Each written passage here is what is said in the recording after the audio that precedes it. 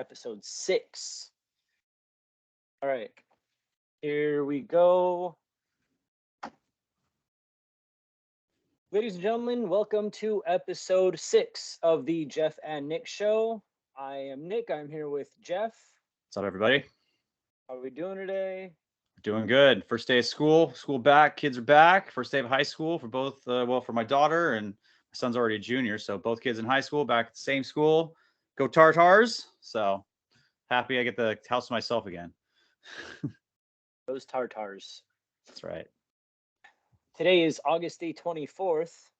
We call Kobe that Day. Kobe Day. Kobe Day. We are discussing the Bad News Bears tandem. Yes. Now, there's a lot more Bad News Bears, but we are discussing Walter Matthau, Billy Bob Thornton, not Training Days, not Goes to Japan. The Tokyo one, yeah. Yeah, Bears in Training. We're going to start with mound visits. All right.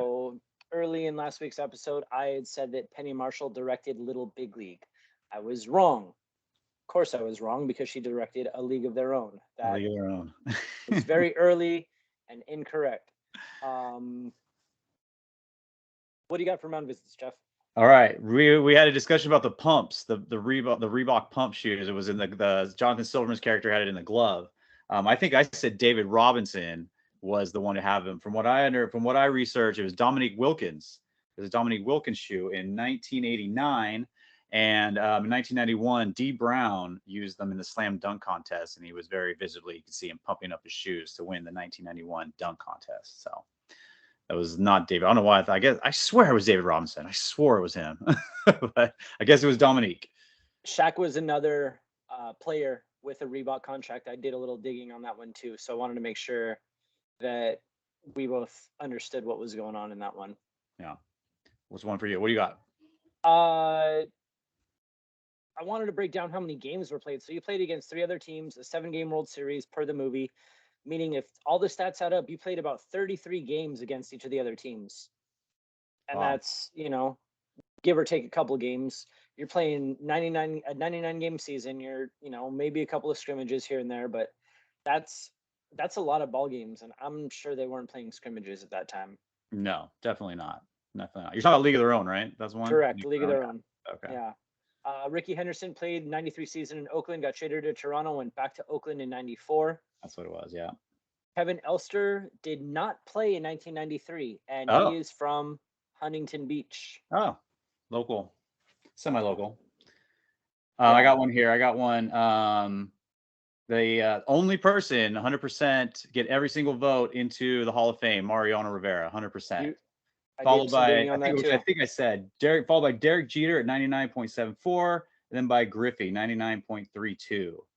Did you look up who's got the most total votes all time? Who? Greg Maddux, 555. Not the highest percentage, but he has the most votes total. So after Mariano Rivera, Jeter, and Griffey, who do you think is the next highest percentage to get in? Who's number 4? It's not somebody you'd really think. Maybe you'd think. Ty Cobb? Tom Seaver. Wow. So, I mean, Tom Seaver was the highest percentage up until what? Griffey, Jeter, Rivera, up until the last, 10, 15 years? Jeter got elected in 2016. I'm sorry, Griffey got elected in 2016. Jeter in 2020, and Rivera was the next year. Oh, so just like the last 7 years, Tom Seaver's been leading that back for a while. So crazy. Daniel Stern directed The Wonder Years. Ah, that's right. He was the narrator too, huh? That's right. The Oz reference that we saw in Rookie of the Year was very similar, but not exact. I found a clip of that on YouTube, and the clip started with the Wicked Witch flying off and doing her little laugh, and I immediately got the chills. Brian Sandberg was elected to the Hall of Fame in 2005, and Dwight Gooden is in the Mets Hall of Fame, and Bobby Bonilla received less than 1% of the vote in 2 consecutive years. Oh, so he got off the ballot. He got dropped off at that now. Yeah. I mean, that makes sense. He's not a Hall of Fame player. Good player. Hall of Good, not Hall of Fame. Not Hall of Fame. Not Hall of Fame. What year was that you were watching the Cubs-Giants game? 89, I believe. Fights happened in Wrigley in 88. Wait, that's not what I have. Hmm. I had 98. I had the first night game at Wrigley was on 9/9/98, and they beat the Mets 6-4. That's what I found. Hmm. I'm looking at an MLB article and it says 1988. Interesting. Maybe that's when they put lights in. But first night game, I searched first night game at Wrigley. That's what I Hmm. found. All right. We Well, may have to have another mound visit next week. Sounds like. right. And Dan Hedaya, his IMDb is pretty extensive, but he was one of the detectives in The Usual Suspects. He was the one that had the office in San Pedro. Oh He wow. was the father in Clueless, and he was Yep. also in Adam's Family. Yeah, he was the lawyer, right, in Adam's Family. I feel like I just watched that Yes. not that long ago. Yeah. Yeah. My kids are. We started watching it, and it was one of those movies where my kids are not of age, and Yeah, there's a going lot into what my kids are not of age in, of. Bad News Bears Whew. 1976. Yes. I'm going to be honest with you. I don't think that I've seen this movie all the way through. And if I have, I've probably turned it off because it was so bad. As far as the language is concerned, everything else about it, I mean, aside from the hits, you could tell that there was a a device used to make the sound of the hits, Oh yeah, yeah, for sure. something like that. Um, but gosh, it is a classic. I can see why it's a classic. Walter Matthau is amazing. Tatum O'Neal, amazing. And it's hilarious that she's calling him Boilermaker because in the opening scene, that's what he's doing. He's Yeah, drinking a Boilermaker. making a Boilermaker. Yep. Yeah. Yep. Yeah. What'd you think? I mean, the original is obviously it's far superior. But man, it's a little rough. I know we we were texting back and forth about that scene, about that kid making some pretty. I mean, he drops the N bomb, dude. Like he drops it 3 times in this movie, and I was like, I was watching that with my kids and my daughter. And I'm like, whoa, whoa, like I wrote down in my notes here, whoa. That was just it was shocking to hear that. 70s were especially coming from a little kid. Like, dang, that's just what was that, 50 years ago, I guess, and it was just a wild time Close back then, I to. guess. Yeah, Yeah, close to. yeah, getting close to it, but it really followed the plot of or I'm sorry, the second one followed the plot pretty well. I actually watched these opposite. I watched the first one first. I'm sorry, the remake first, and then the OG one second. So um, I would say if this one followed the plot of the new one, but obviously this one had the plot first, but they really did follow along pretty closely, almost shot for shot, especially the opening scene. There's a few differences in that, and the fact that Walter Matthau was drinking beer, whereas Billy Bob Thornton was drinking non-alcoholic beer and pouring with Jack Daniels or something into pouring it out and pouring, just making it straight up hard alcohol. Which I read in 2006 when the new Bad News Bears was made, they would not allow him to drink beer. They didn't want beer shown on, but they were fine with him putting alcohol, non-alcoholic beer. But heaven forbid should he be drinking like regular beer like they did in the original, which I thought that's so weird. Sometimes movie studios get weird like that, but yeah. It's just great. It's just funny to see that time, man. That in the 70s, what a wild time. Just the clothes, the hair. There's that scene where Walter Matthau takes them in the car. There's like 10 kids packed in the car. They're sitting back, above the back seat with the convertible on, like just rolling down the highway. It's like, wow. Well, it's like a back row, but it's just crazy to think it was like the Wild West back then, no rules. The kind of stuff we got away with back when we were Yeah. kids. Right. Yeah. Yeah, it was great. There were some scenes in this movie where I could see why everybody that I talked to about this movie enjoys it so much. Yeah. It's one of those movies where as a kid, your generation and up until, a little bit of my generation, this was the baseball movie. Yeah. This was probably one of the first comedy baseball movies. Walter Matthau is absolute gold. Loved him in Grumpier Old Men. Um, how things played out, how things went. When I watched the second one, I realized that there was a little bit more baseball. It Yeah. wasn't as good as Little Big League, but it definitely you could see Amanda could pitch Hmm. and Engelberger could hit, Yep. and they took they took a little bit of it and they changed it to make it a little bit more cohesive with the time.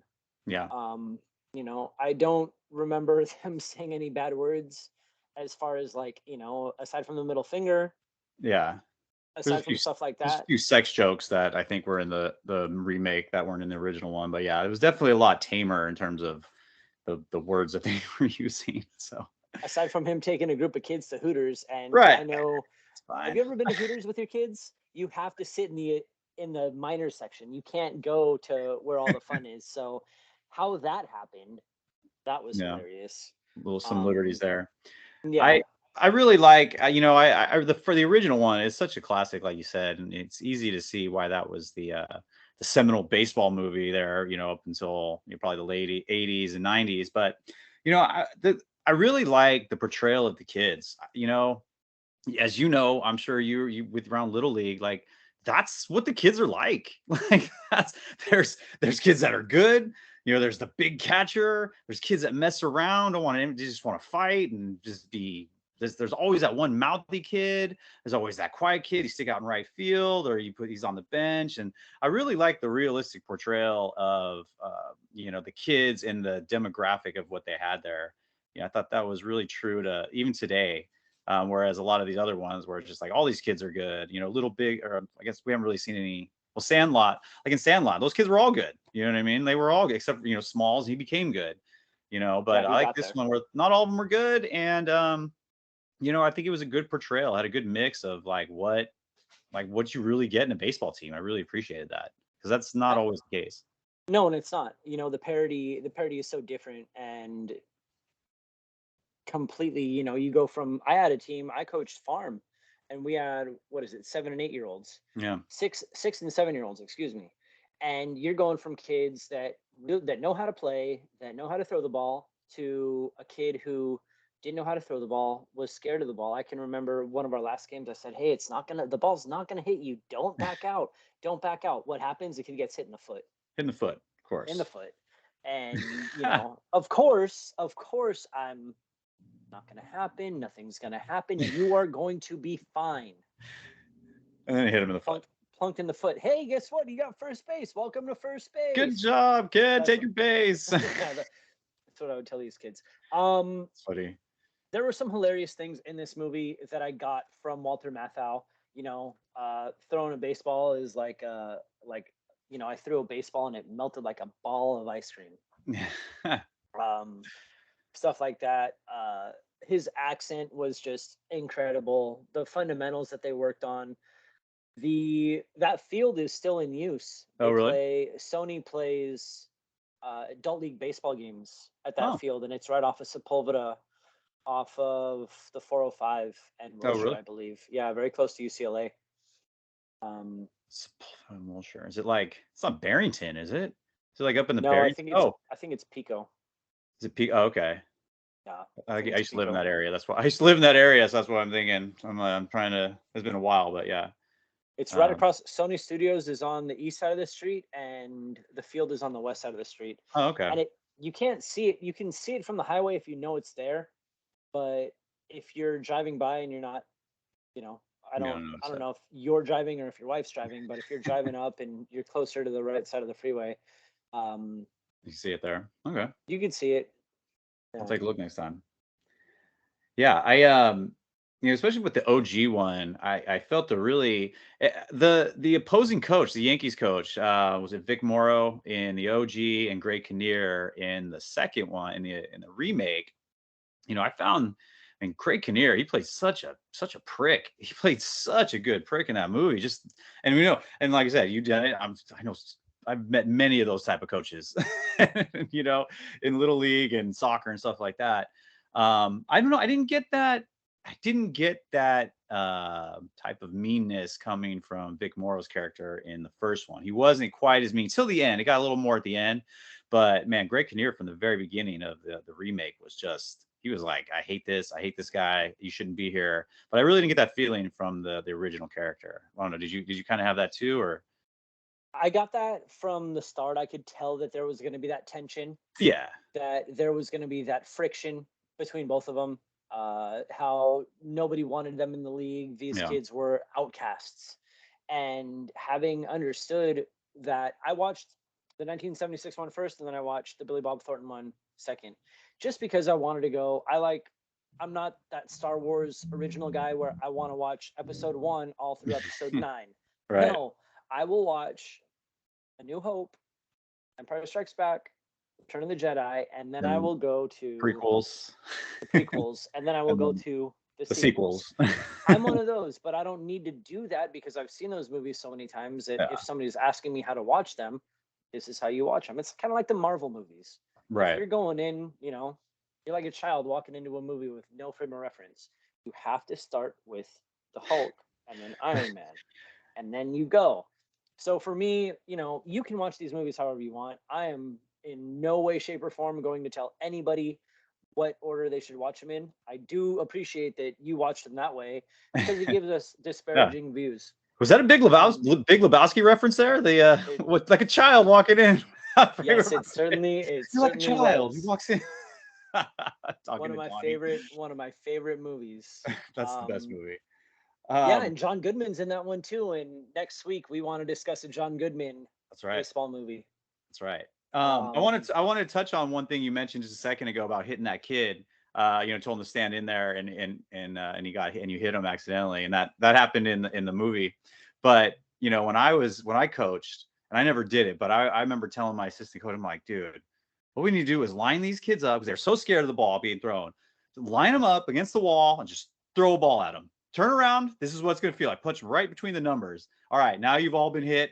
Let's get up there and bat now. I so wanted to do that so bad because once they get hit, they're fine. They're just scared that first initial one. And every kid, And that's really it. And I would tell them, you're all going to get hit this year. It's just going to happen. The kids are, like you said, 7, 8 years old, 6, 7, 8. I don't know where the ball's going half the time. I'm like, you all are going to get hit. It's going to happen. I so wanted to do that. Never did it, but I love seeing that in the remake. He just hit them all. Like, that's exactly what I always wanted to do. So that was funny. And that was something that I had talked to the coach about on that team. He's like, I just want to bring a cush ball and just nail him and say, look, done with it. You're it. We would go to the cages and we'd be throwing BP and this kid's bailing out every time. Like, dude, we are not going to hit you. Do you trust me? Have I hit you yet this year? You've been from February to June. You've been with us. You've been fine. We have not hit you. We are throwing the ball over the plate. I think that was the best pitching I ever did, throwing batting practice to a bunch of kids like that. So, yeah, I thought it was hilarious. Like, just lean into it, and I totally understand how it was a remake. I felt like it was number 2 with a completely different batch of kids. Yeah. Completely different worldviews. You've got the Middle Eastern kid, you've got the kid in the wheelchair, you've got the female, you've got the dude on the bike. Your Kelly Leak character, he plays, that's like exactly how the original Kelly Leak played. Good. That kid looked like he could play. That kid could swing. Yeah. Amanda could throw. We talked about that. And then Engelbert, how things happened, how they got better so fast. I know there were some things that, for cinematic reasons, of course, you change, but how much better the Bad News Bears were the second time as opposed to the first time, because they didn't win their second game. They didn't beat those teams. Yeah. And, what's that mean for them? Bad news. Bad news. I love that. I love that. I kind of picked up on that. I said, oh, that's why they call them the Bad News Bears. Yeah. In the remake, it was directed by Richard Linklater, who I'm a huge fan of his. In college, I loved all his movies. He did Dazed and Confused, obviously, which is a classic. There's some other one, Waking Life, which is like an animated type movie where they filmed it and then animated over it. It's a really good, like, existential type movie. Was Scanner Darkly with Keanu Reeves. He's a really good filmmaker. And leading up to this, he just had done School of Rock, which is honestly one of my all-time favorite movies. I freaking love that movie. I think it's hilarious. Anytime it's on, I will always watch it. We watch it a couple times a year just because I think it's an amazing movie. And I think it feels like they were really trying to create that magic with this movie with these kids that they did with School of Rock, because those kids were amazing. Those kids could play could play all those instruments. They were really good actors, and I think they were trying. It felt like they were trying to recreate it, and it just didn't happen. I just didn't feel it from Billy Bob. It just felt flat. The whole movie. The baseball scenes, like you mentioned, it was much better. I think much improved on the baseball scenes, but just the overall feel of it, I don't know, it just felt definitely a notch below. Didn't have that same, I don't know, just didn't have that same heart, I guess, to it that I felt the original one did. What about you? What do you think? No, and I agree. The energy wasn't there. Yeah, energy. That's a good way to put it. Yeah, not enough energy. Yeah. You know, we can go back to Dazed and Confused so many times because, of course, that's one of my favorites that I remember watching in high school. The soundtrack is great. So good. The soundtrack in the second one is really good because you've got center field. Center field again. You've got, oh yeah, I have a lot. I got it. There's soundtrack. You've got another song. Dude, they had like Simple Plan was on it, Sense Fail, Motion City soundtrack. There was some really good, really, I checked the credits out. I was like, there's some really good bands, some good early 2000 pop punk emo bands in there. On top of obviously the center field song. What was the band's name that they went and saw? Was it the Blood Farts? The Blood Farts. That's so great. I loved it. We kept saying that all night. The Blood Farts. So there were a couple things in the first one that I realized. Walter Matthau had mentioned Leo Durocher. Yeah. So he had divorced his wife and he got remarried within a year. And under the Catholic Church, they didn't look too highly on that. And the judge that was looking over his case, his name was Dockweiler. Oh. And so there was some Los Angeles ties in that one. And then in the second movie, they start talking and it's like, oh, do you remember taking me to Zuma? I skipped school. Mom was at work. Zuma. And, you know, at the end of the movie, it's like, it wasn't Zuma. It was Redondo. It was Redondo. Yeah, that's right. So I found my South Bay ties. There you go. Right there. That's right. So I'm going to tell you straight out, the second movie does not hit the top 10. No, not even close. Not even an honorable mention. No. The original, I think it's lower echelon top 10. I think it might sit at 10, maybe honorable mention, but I was just going to say it might be like a 10, 11, somewhere around there. I'd have to see if the one's coming up. It's a really good baseball movie. Like it's, you know, and also it's just a good look at life in the 70s and what the time in Southern California was at that time, you know, especially in the Valley. You know, it didn't look that great. It was very hot and brown and like and a lot of farmland. You know what I mean? And strip malls that were barely coming up. And you know, I really think it was a good look at that lifestyle back then. You know, drinking beer. Did you notice the beer cans with the pull-off tabs and they look funny? And you know, I really like a lot of the little things about the original one. You know, how he had different beers. It was no product placement. So if you notice, he was drinking like different beers each time. He started off with Budweiser. I think he had like a Pabst, a PBR, and some other ones. Like that's great. It's like that those little things like that makes it seem more real. So that means it shows that he's going to buy beer that's cheap, not like, oh, Budweiser has a product placement, so we're just gonna, every time he's drinking a beer, it's gonna be Budweiser. Like, I don't know. I like those types of things. It just makes it feel more authentic, more real to that time and to the character. So I thought that was really good. Small details like that get me. Did you go to the library to rent these movies? Always, you know it. That's why I did the original one or the remake, because the other one I had to go to North Torrance Library. They were closed on Monday for the hurricanes, and so I couldn't. I'm sorry, the Hurricanes. That was in quotes for everybody listening to this on Spotify. I put Spotify. Hurricane was nothing, and but apparently they were closed, and that was the only place they had it. So that's why I watched them in this order. I think one other thing I'd like to point out about the second one, or I keep saying the second one, the remake. You know what I really did like in that one? It was that they were using data. If you noticed, the one kid was using spreadsheets and getting a little Moneyball action going. So I really like that. Prem? Was that Prem, right? Yeah, Prem. Yeah. He had like his computer out, or he has his spreadsheets out and going over analytics. Look at that, in 2006, early days of the analytics. So they must have watched Moneyball. So, or read Moneyball, right? I guess at that time. Read Moneyball. Knew about it. I did see that Walter Matthau's jacket was the Phoenix Suns PCL, Pacific Coast League. Oh, really? You know, I loved the references that they had to the players. You know, I struck out Ted Williams in a scrimmage. Mm-hmm. I struck out Mike Schmidt, and these kids, it's like, who the heck is Mike Schmidt? You know? Yeah. Um, That was a funny one. I was watching with my wife. She was watching that one, and Mike Schmidt is a friend of my one of her friends she went to college with is named Jennifer, and she married Mike Schmidt, a Mike Schmidt, not the Mike Schmidt. So I was like, when I yeah. first met him, I'm like, dude, Mike Schmidt. He's like, yeah. I'm like, don't you know who that is? He's like, yeah, I think he's a baseball player. I'm like, you think he's a baseball player? Like, you don't even know, bro. Like Mike Schmidt, dude. So every time we see them, like, hey, what's up, Mike Schmidt? He's always like, you can just call me Mike. I'm like, nope, it's Mike Schmidt for you, No, bro. Mike Schmidt. You're Mike Yep, Schmidt, dude.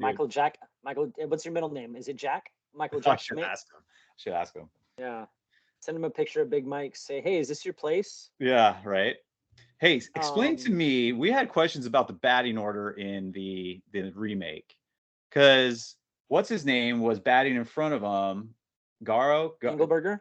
No, it was Garrow. Uh, Garrow. Remember, he would get hit, and then Kelly would come up. But then in the last inning, it was switched. But he was kind of saying something about the lineup changes. So I don't know if it was that. I didn't go back and look at it pretty closely, but did you catch that also? Was that he a had so mistake? many lineup changes that it's like, okay, here he's going here, he's going here, he's Yeah, coming out. I'm switching this guy, I'm switching this guy.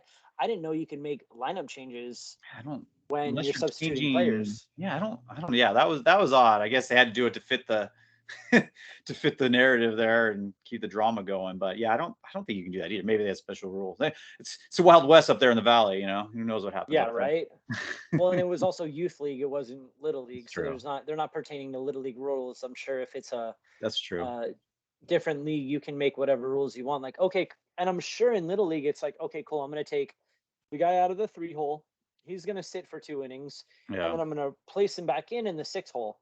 Oh, like he comes back in Something. after he Yeah, takes that he's like, oh yeah, I'm playing first base in the 3 hole, and comes sits for 2 innings, and I'm gonna play third base and bat for him. And he's a 6. I could see that. yeah. Interesting. Yeah.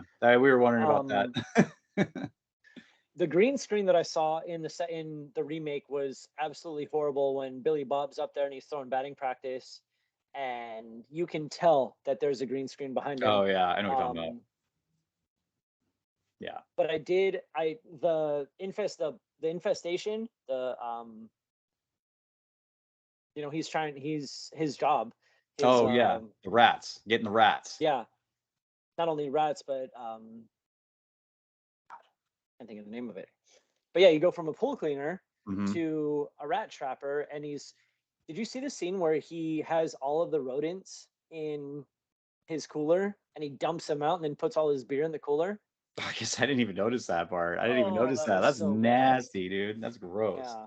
That's I gross. did like in the last scene where the equipment manager hands um, Buttermaker the trophy. He goes, "Thank you, Mister." Yeah. So there were definitely some things that we had seen in both of these movies that you took a little bit of a liberty, you took Yeah. a little bit away from what we wanted to get to.